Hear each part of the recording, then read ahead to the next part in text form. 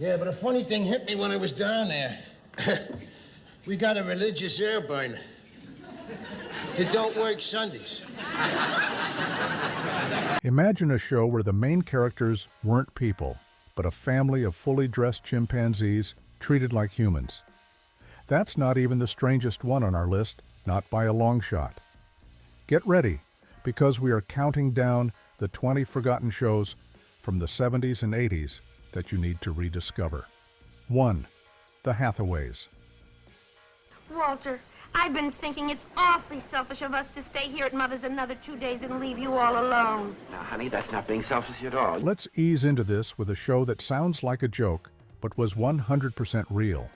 It was called The Hathaways.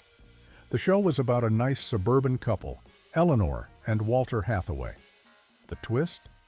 Their kids were a family of chimpanzees named Charlie, Enoch, and Candy.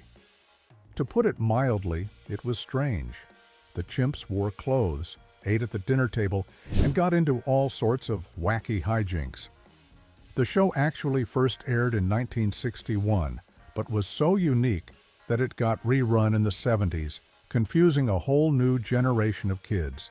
You see, the people who made the show thought the idea of a monkey family was comedy gold. They even hired a famous actress, Peggy Cass, to play the human mom. The thing nobody tells you is how much work it was.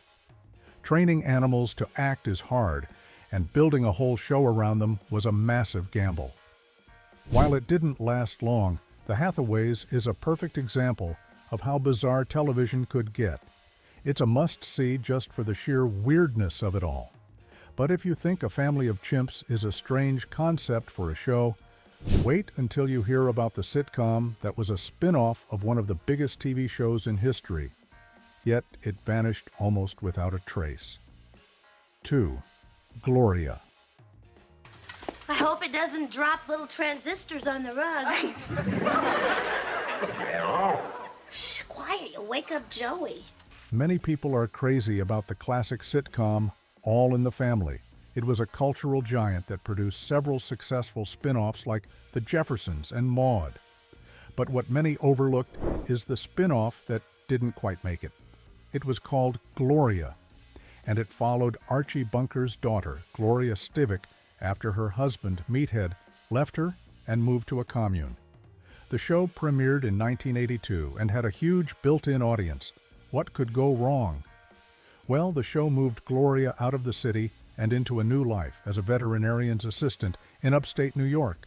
The problem was, the character just wasn't the same without her family. The magic of Gloria on All in the Family was her arguments with Archie and her relationship with her mom and husband. On her own, she was a little lost. The show had a decent star in Sally Struthers, but the stories were just not that funny or interesting. It lasted for only one season before getting canceled. It's a fascinating look at how even a surefire hit can sometimes miss the mark completely. But not every forgotten show gets canceled after one season. Some shows manage to get the axe and then, like a miracle, come back from the dead to live a whole new life on the air. 3. It's a Living. Then we drove up to your folks' cabin and you turned on the hi-fi. Started slow dancing. You turned the lights down. And you got in the car and locked all the doors. Have you ever heard of a show getting canceled and then coming back years later? It's a rare thing, but that's exactly what happened with the sitcom It's a Living. The show, which started in 1980, was about a group of waitresses working at a fancy restaurant at the top of a skyscraper. The cast was full of talented and funny women, including the amazing Ann Jillian. They dealt with crazy customers, tough bosses, and their own messy personal lives. The show was a solid performer for its network, ABC, but after 2 seasons, they decided to cancel it. That was usually the end of the story back then. But here's the kicker. The show had been very popular in reruns. So, a few years later, the production company decided to start making brand new episodes and sell them directly to local TV stations. This was a process called first-run syndication, and it was a huge deal at the time. The show came back in 1985 and ran for 4 more seasons, making it a rare television survivor. It's a great show to watch to see a cast of strong, funny women carrying a sitcom, a format that was way ahead of its time. A show that survived cancellation is amazing. But our next show is about a guy who had a really hard time letting his daughters grow up. In fact, he was maybe a little too close for comfort. 4, Too Close for Comfort. Will you shut up and just hide the money? Keep an eye on this, will you, fellas? The name Ted Knight is television royalty. He was famous for playing the goofy newsman Ted Baxter on The Mary Tyler Moore Show. In 1980, he got his own sitcom called Too Close for Comfort. Knight played Henry Rush, a cartoonist who works out of his home. He lives in a beautiful 2-story house in San Francisco with his wife and 2 grown-up daughters. The problem is, Henry is a world-class worrier. He is overprotective of his daughters to a hilarious degree. The whole show revolved around Henry's attempts to meddle in his daughters' lives, especially their romantic lives. He would spy on them, interrogate their boyfriends, and generally drive everyone crazy. The show had a ton of physical comedy, with Ted Knight proving he was a master of the craft. What many people forget is that the show was actually based on a British sitcom. It was a huge hit for a few years, but then it got canceled, only to be brought back in that same first-run syndication model that saved It's a Living. It's a classic family sitcom with a legendary TV star at its center.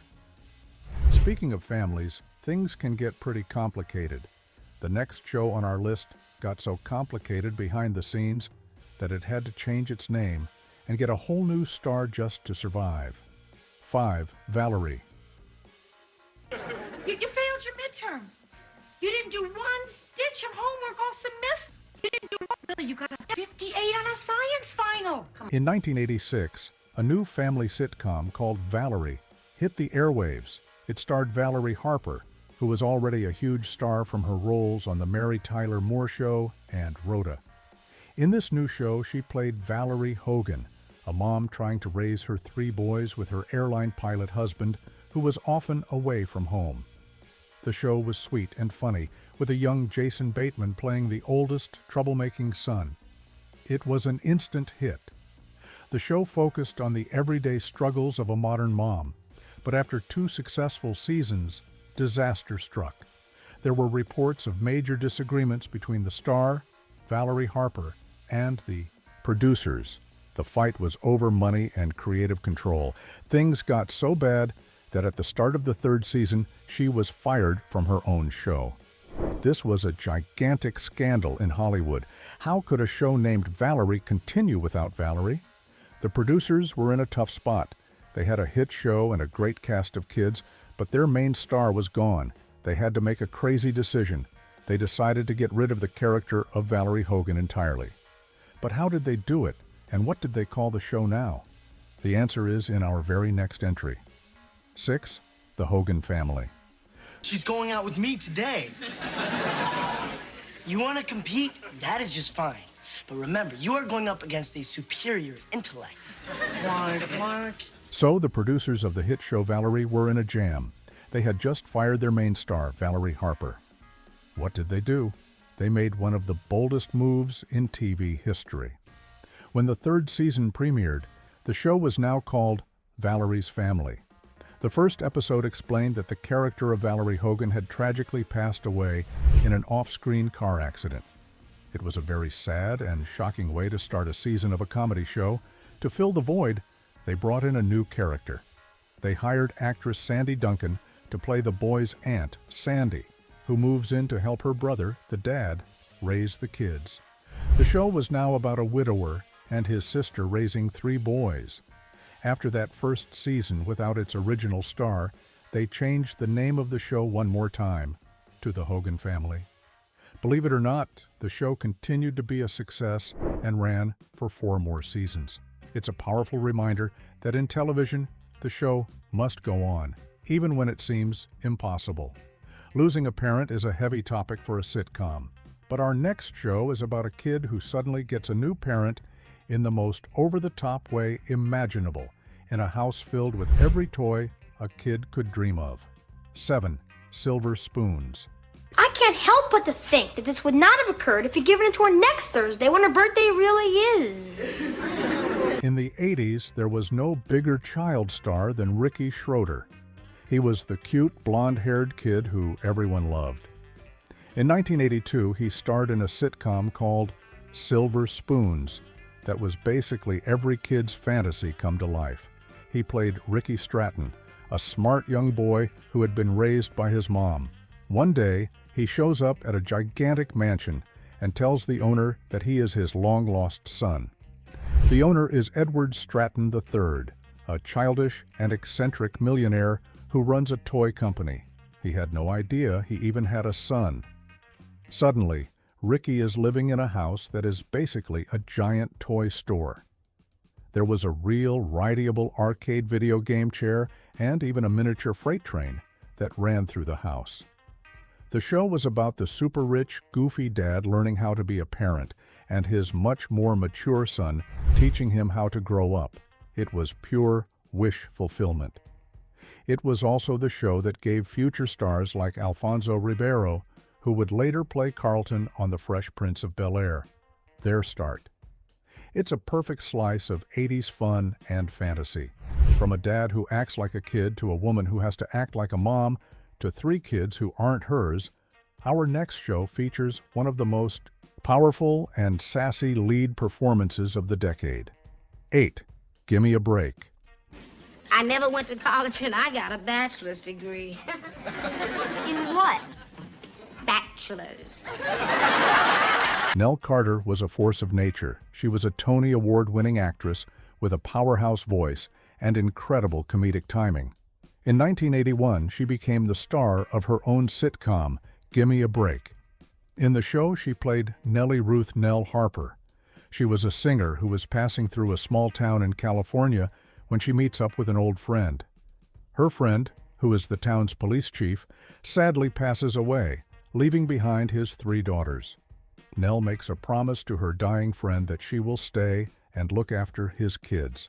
So, Nell becomes the family's new housekeeper and mother figure. The show was about the tough, no-nonsense Nell trying to raise 3 very different white girls in a suburban town. The show tackled some serious issues, but it was always grounded by Nell's humor and heart. The thing nobody tells you is how much the show changed over the years. The family moved to New York City, characters came and went, but the one constant was the incredible talent of Nell Carter. She was the anchor that held the whole thing together for 6 seasons. A show about a woman raising someone else's kids is a classic setup. Our next show puts a new twist on it, asking what happens when 2 single moms decide to raise their families together under one roof. 9. Kate and Allie. Chip! Is somebody picking on you? Lucky guess. The 80s were full of sitcoms about traditional families, but Kate and Allie, which premiered in 1984, was different. It was about 2 best friends from childhood, Kate McCardle and Allie Lowell. They are both recently divorced and decide to move into a Greenwich Village apartment together to save money and help each other raise their kids. It was a modern look at what a family could be. The show starred Susan St. James as the free-spirited Kate and Jane Curtin as the more traditional and conservative Allie.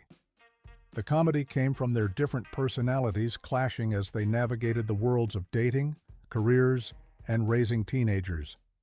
What many overlooked was how groundbreaking this was.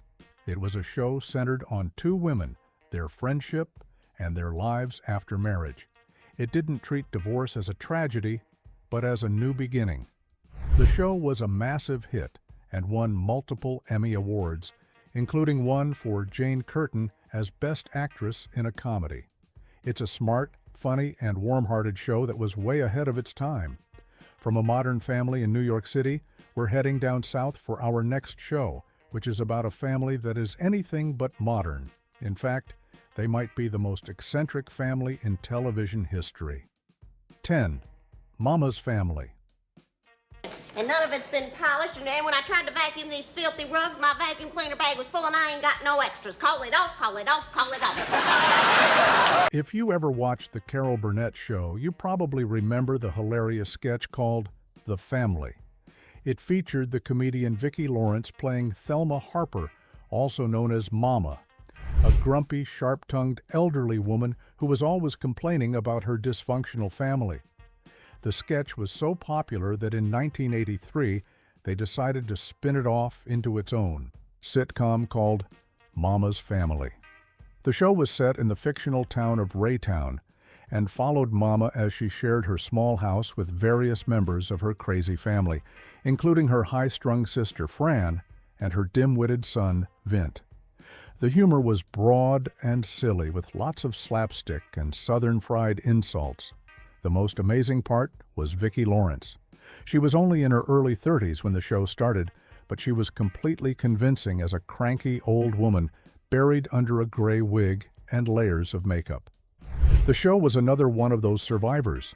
It was canceled by the network after 2 seasons, but was so popular in reruns that it was brought back for 4 more seasons in first-run syndication. A character from a sketch show getting their own series is rare. But our next show features a supporting character from a controversial sitcom who not only got his own show but ended up climbing the political ladder in the most unbelievable way. 11. Benson. Potentially lethal substance into his orange juice at the hotel this morning. Wasn't his security with him? Yes, I was with him. What'd you do, squeeze your own? In the late 70s, there was a wild and crazy sitcom called Soap that made fun of soap operas. One of the standout characters was Benson Dubois, the brilliant but sarcastic butler for the wealthy Tate family. He was played by the amazing actor Robert Guillaume, who won an Emmy for the role. Benson was so popular that in 1979, he got his own spin-off, simply called Benson. The new show saw Benson leave the Tates to become the head of household affairs for Governor Eugene Gatling, a well-meaning but clueless politician. The show was a classic fish-out-of-water story. Benson was the sharpest guy in the room, and he had to manage a chaotic governor's mansion full of eccentric staff members. But here's the truly wild part. Over the show's 7 seasons, Benson slowly worked his way up. He went from being the head of the House to the state budget director, and then he even ran for and became the lieutenant governor. In the final episode, he was running against his old boss to become governor himself. The show ended on a cliffhanger, and we never found out who won. It was an incredible journey for a character who started as just a butler. Benson was a spin-off of a parody show. Our next entry is a spin-off, or more like a sequel, to one of the most important and influential sitcoms of all time. 12. Archie Bunker's Place. Well, labels don't tell you nothing. I'll tell you what this is. This is a Savior home alarm system. All in the Family changed television forever. It was a cultural earthquake.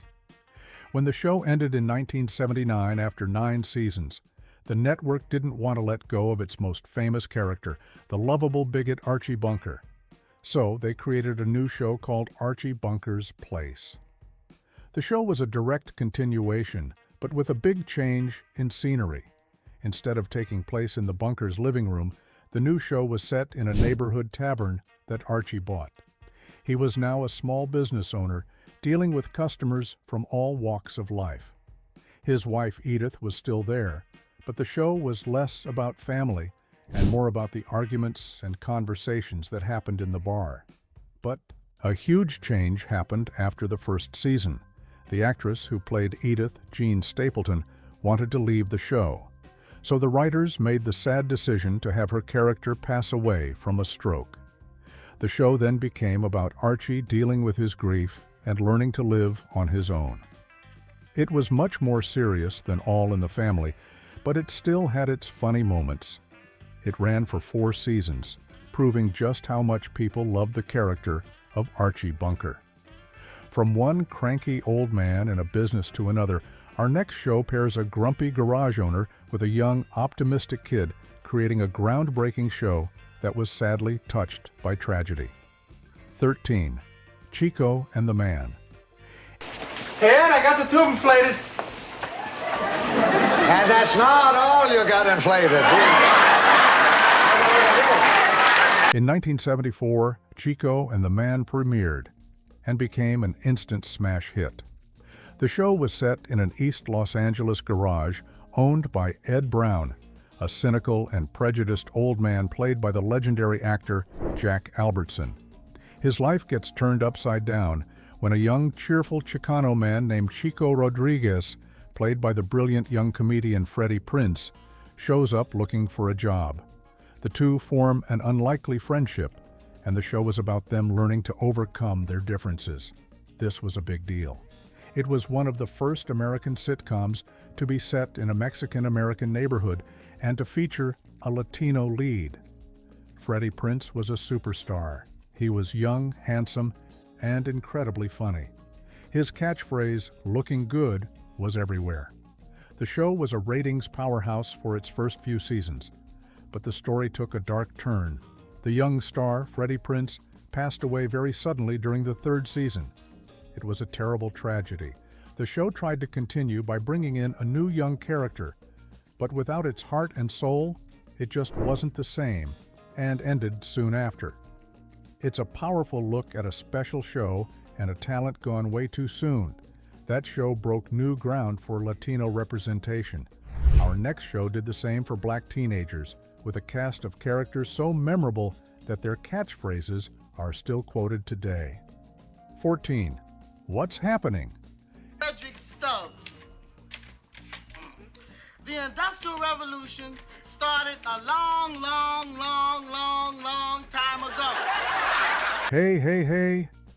If you know that catchphrase, you know about the show What's Happening. The show, which started in 1976, was a sitcom about three black high school friends living in the Watts neighborhood of Los Angeles. There was the smart and serious Roger Raj Thomas, the overweight and sweet Freddie Rerun Stubbs, and the goofy Dwayne Nelson. The show followed their adventures as they chased girls, tried to stay out of trouble, and dealt with Raj's sassy little sister, Dee. The show was loosely based on the 1975 movie Cooley High. It was known for its physical comedy, especially from the character of Rerun, who was famous for his wild dance moves. It was also one of the few shows on TV at the time that centered on the lives of black teenagers. It was a huge hit, especially with young audiences. What many overlooked is that the show had a lot of turmoil behind the scenes, with the cast protesting over their salaries. The show ended after 3 seasons, but it was so popular in reruns that they brought the cast back for a sequel series a few years later called What's Happening Now? From the big city to the deep south, our next forgotten sitcom took a look at small-town life and the culture clash between a city cop and his country boss. 15. Carter Country. Play Idiot's Delight. And Jasper, you can play the idiot. What do you mean by that? You got a brain of a worm. In 1977, a new sitcom called Carter Country tried to capture the feeling of the American South. The show was set in the fictional small town of Clinton Corners, Georgia, not too far from the real-life home of then-President Jimmy Carter. The story revolved around the town's police department. The police chief is a good old boy named Roy, and his life gets complicated when he has to hire a new deputy, Sergeant Curtis Baker. Baker is a black police officer from New York City. The comedy came from the culture clash between the street-smart, by-the-book city cop and the laid-back, small-town ways of the chief and the other deputy, the bumbling Deputy Jasper. The show tried to tackle some social issues with humor, in the same style as shows like All in the Family. While it was never a massive hit, it was a solid show with a great cast. It's an interesting time capsule of the late 70s, trying to find humor in the changing landscape of the American South. The show only lasted for 2 seasons, but it's a forgotten gem worth checking out. From a show named after a president to a show that was famously called one of the worst sitcoms of all time, our next entry is a legendary flop. 16. Hello, Larry. Guys, how about working on the terrace? It looks like a nice evening. Okay. And listen, if you should run out of food, just call room service. Some shows are forgotten because they were quietly canceled. Other shows are forgotten on purpose because they were famously bad. Hello, Larry falls into that second category. The show from 1979 starred McLean Stevenson, who had famously left the hit show Miss Shach a few years earlier. In Hello, Larry, he played Larry Alder, a radio talk show host who moves from Los Angeles to Portland, Oregon, with his 2 teenage daughters after a divorce. The show was supposed to be a comedy about a single dad raising his kids, but the jokes just weren't funny. The show was almost immediately labeled a dud by critics and audiences. The thing nobody tells you is that the network tried everything to save it. They did crossover episodes with another much more popular sitcom called Different Strokes, revealing that Larry was the old army buddy of that show's main character, Mr. Drummond. But not even the star power of Gary Coleman could save Hello, Larry. It became a running joke on late-night TV and was canceled after 2 seasons, forever remembered as one of television's biggest duds. It's tough when a beloved actor stars in a flop. Our next show features another TV legend in a sitcom that disappeared so fast, if you blinked, you missed it. 17. The Ted Knight Show. I really love having these talks with you. I really do. Good. Good. But are you aware of the fact that we've been sitting here now for 5 minutes and you haven't said anything? We already talked about Ted Knight and his successful sitcom, Too Close for Comfort. But what many people forget is that before that show, he starred in another sitcom that was a massive failure. In 1978, just after the Mary Tyler Moore Show ended, he starred in The Ted Knight Show. No, that's not a typo. He had 2 different shows with very similar names. In this one, he played Roger Dennis, the owner of a struggling escort service in New York City. He had a staff of beautiful women who he would send out on dates with wealthy clients. To put it mildly, the premise was a little bit risque for the 1970s. The show tried to be a sophisticated adult comedy, but it just didn't work. The stories were weak, and the show wasn't nearly as funny as his previous work. It was a huge disappointment, and the network canceled it after only 6 episodes. It's a fascinating look at a great actor trying to find his footing after leaving an iconic role, and it proves that not everything a star touches turns to gold. From a show about a strange business to a show with a truly supernatural premise, our next sitcom involves a historic monster, a Boston brownstone, and a very old ghost. 18. Struck by Lightning. I'm Ted. Ted Stein. My grandfather was Ted. I've been waiting for you. We gotta talk. Get ready for one of the strangest premises for a sitcom you have ever heard. Struck by Lightning from 1979 was about a high school science teacher named Ted Miller who inherits a creepy old house in Boston. He soon discovers that living in the house is none other than Frankenstein's monster, who goes by the name Frank. It turns out that Ted's great-great-grandfather was the famous Dr. Frankenstein. The monster, played by actor Jack Elam, is not a grunting beast. He is intelligent and well-spoken, but his body is slowly falling apart. He needs the secret life-giving serum to survive, and he believes that Ted, as a descendant of the Doctor, is the only one who can recreate it for him. The show was a wacky comedy about a science teacher trying to keep a 200-year-old monster a secret from his boss and his students. The show was clever and funny, but it had terrible ratings and was canceled after only 3 episodes aired. The remaining episodes were eventually shown months later, but by then it was too late. It's a cult classic that was just too weird for its time. A teacher living with Frankenstein's monster is bizarre. But what about a dad who has to learn to live with his daughter again after she moves back home as a grown woman? Our next show tackles the empty nest in reverse. 19. I'm a Big Girl. Week having dinner with his wife. He says, I got a headache. The next thing she knows, he's got his face in the lobster Cantonese. Now, Danny Thomas is a true television pioneer. He was the star of the classic sitcom Make Room for Daddy, also known as The Danny Thomas Show. Years later, in 1980, he returned to sitcoms with a show called I'm a Big Girl Now. The show also starred Diana Canova as his daughter, Diana. The premise was that Diana, a recently divorced young mother, decides to move back in with her father, a successful dentist. The comedy came from the clash between the daughter, who wants to be treated like an adult, and her father, who still sees her as his little girl. The show had a lot of heart and was a sweet look at a father-daughter relationship. It also featured a young Martin Short in one of his first television roles. Despite the star power of Danny Thomas, the show never became a huge hit. It had a respectable run for one season, but wasn't renewed. It's a charming and gentle comedy that often gets lost in the shuffle of more famous shows from the era. From a daughter moving back in with her dad, to a character moving to a whole new show, our final entry is a spin-off of a spin-off that lasted for only a month. 20. Checking in. Oh, and it's a great idea. You've all got the same problem. Oh, no. Only I have got Lyle Blanc. We've seen successful spin-offs and failed spin-offs on this list, but Checking In might be the most forgotten spin-off of all time. First, you had the legendary Mary Tyler Moore Show. That show produced the spin-off Rhoda. Rhoda then produced its own spin-off, a show called Checking In.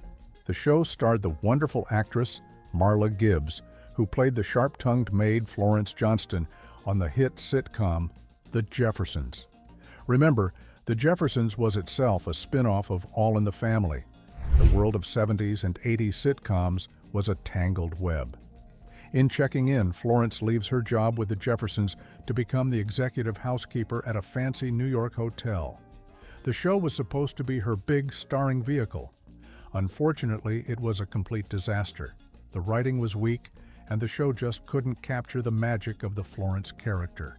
It was canceled after only 4 episodes.